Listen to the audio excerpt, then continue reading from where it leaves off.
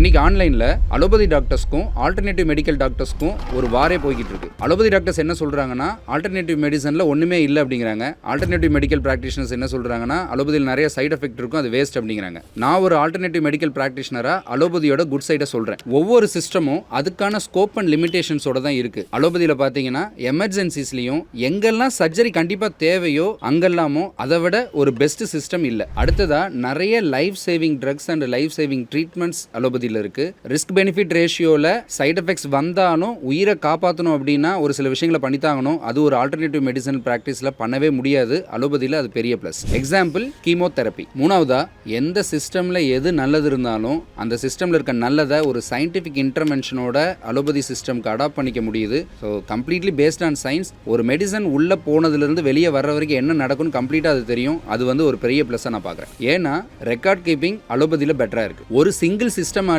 எல்லா பிரச்சனையும் சால்வ் பண்ணிட முடிஞ்சிரும் அப்படின்னா மற்ற எல்லா சிஸ்டமே அழிஞ்சிருக்கும். ஸோ ஒரு சிஸ்டமுக்கும் ஒரு ப்ளஸ் இருக்குது. அந்த ப்ளஸ்ஸை என்ஜாய் பண்ணுவோம்.